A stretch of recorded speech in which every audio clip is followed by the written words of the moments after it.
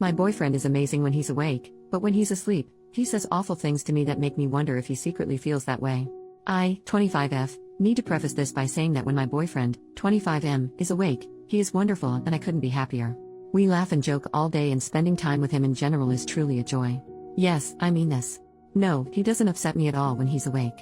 Also, for some background, he works night shifts at a job he really hates, so when he comes home, he likes to just relax and unwind, usually with whiskey or beer.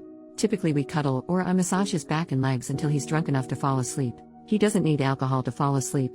He can fall asleep fine without it. I just meant that the alcohol makes him fall asleep quicker than usual. I have insomnia, so I usually end up staying awake for a while after he falls asleep. I'm also really sensitive to aggressive tone of voice due to some past trauma. He only really talks in his sleep if I shift too quickly or try to move him over a little bit if I have no room on the bed or if I move the blanket too much and it disturbs him. He usually snaps at me saying quit effing moving. Or can you please effing stop, or oh my effing god, just things in general that give off an indication that he's really annoyed with me. There's also been a couple unprompted times where he's stirred or rolled over, I guess disturbing his own sleep, and said things like I can do better than this, etc. Because of my sensitivity I usually end up crying over these things. I try to make it a point not to bring up the things he says or does in his sleep, unless they're funny, which sometimes happens, because, for one, I really don't think he can control it, and two, when I have brought up things he said, he always ends up feeling horribly guilty for the things he says, and that makes me feel guilty for saying anything. Last night, in his sleep, he ripped my blanket away from me. We sleep with separate blankets because this has been an issue in the past, and tucked it under himself and his own blanket. It was really cold in the room, so I tried to take it back, but he grabbed my hand and shoved it away. I didn't want to have to wake him up, but he's a lot stronger than me, and no matter what I tried to do I just couldn't get the blanket back. I shook him gently and kept saying, "Baby, can you please give me back my blanket?" I was met with sleepy grunts, but he still wouldn't give it back. Finally, after a little persistence, he sat up really quickly and yelled, "What do you want?" "Jesus, you're annoying." I said, "I just want my blanket back, please." He shoved it towards me and nearly knocked me off the bed, and then instantly laid back down and started snoring. I didn't sleep at all last night because of this. It's really eating at me. I really don't want to be annoying to him, especially when he's trying to rest after work. But I also don't know how I can keep putting up with this. Part of me wonders if he actually means any of the things he says. When he woke up this morning I couldn't bring myself to say anything about it, but I also couldn't look him in the eye. I guess my question in this is, am I being too sensitive? Should I bring this up to him? I don't know how much that would accomplish because he usually has no recollection of it and doesn't know how to control it.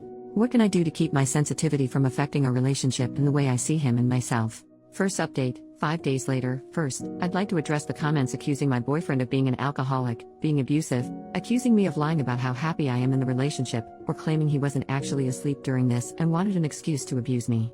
Y'all are, and really I cannot stress this enough, effing crazy. What a leap. He functions just fine without alcohol, and I've seen him go weeks without it. He doesn't need alcohol to fall asleep. He drinks after work because that's how he likes to unwind. The same as one might go to a bar on the weekend. And for those of you with anecdotes about how your partners started off like this before leading into full-on abuse, I am deeply sorry that you endured that, and I wish healing on all of you. But that's not what this is.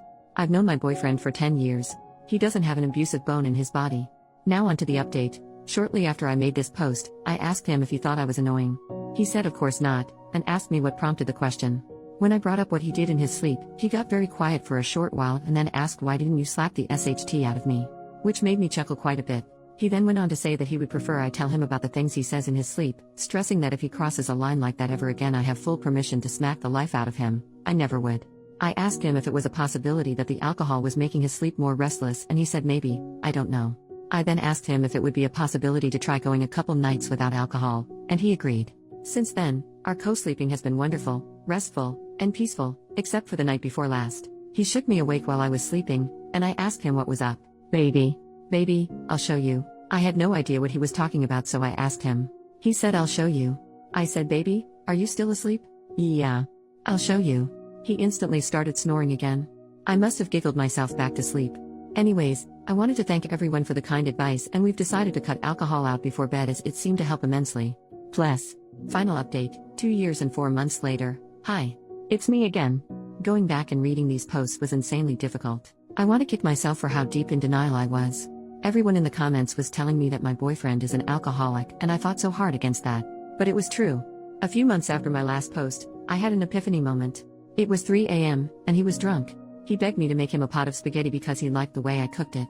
I asked him if he would strain the pot for me, because the pot we had didn't have thermal safe handles, or whatever they're called, and I often would burn myself trying to do it on my own. He grumbled for a bit and said fine. But after less than 5 minutes, he said he was going to hang out in our bedroom. I begged him not to, because he would fall asleep, and trying to wake him when he falls asleep drunk often became a nightmare of verbal abuse. He insisted he wouldn't fall asleep, but lo and behold, he did. I thought to myself, great. Now I get to choose between burning my hands, or being berated until I cry, all over a pot of freaking spaghetti. I chose to burn my hands. I angrily made myself a plate and put the rest in a Tupperware, and reality hit. I'm just like my mom. My mom has been with an alcoholic for 13 years. He is awful to her in so many ways, but she puts up with it because A, she feels like she can't do any better, and B, she believes it's her duty as a wife to just deal with it quietly. And I was falling down the same path. I thought that if I could just grin and bear it, he'd see how much I love him and how much I do for him and realize that he needs to put in the same effort. Boy howdy was I effing wrong. I took off to a friend's house for the night and he panicked when he woke up in the morning and I wasn't there. He called me, crying, begging me to return. I unleashed all my feelings in return, and in more words told him that I didn't have much of an incentive to return, and how could I know that he'd do better? His tears turned to anger, and he screamed down the phone. It was terrifying. I ended up going back home to collect some things, and told him that I needed to separate from him because I didn't know how to help him anymore, and as deeply as I loved him, I couldn't stay and watch him kill himself any longer. I'll never forget the look he gave me. It was like I had kicked him in the stomach. I stayed with my friend for a month or so, with little to no contact with him. I ended up having to return to collect the rest of my stuff, and I noticed something strange. He had always been kind of a slob, leaving empty beer and liquor bottles on the floor beside his bed, but when I returned, by the side of his bed were only tea, soda, and water bottles. His face was less sunken, and he didn't smell like beer at all. When he went to the bathroom, I took a sneak peek in his garbage can just to be sure. It was full, but there were no signs of anything alcoholic. He caught me peeking, and asked what I was doing. He then told me that he hadn't touched alcohol since the day I left. I was shocked. We ended up sitting and talking for a while. He said being sober was hard and he had the shakes all the time, and he missed me. I missed him too. I've been infatuated with him since I was 13, those feelings weren't going away anytime soon. To wrap things up for the sake of character count, we ended up getting back together. He celebrates 2 years of sobriety this week. I'm so proud of him. He sleeps restfully now, with the exception of a mumble here or there in his sleep, and is no longer mean to me in any facet. Also, we're engaged now. Thanks for reading. I'm sorry I fought you guys so hard, and thank you for telling me the truth even though I wasn't ready to hear it.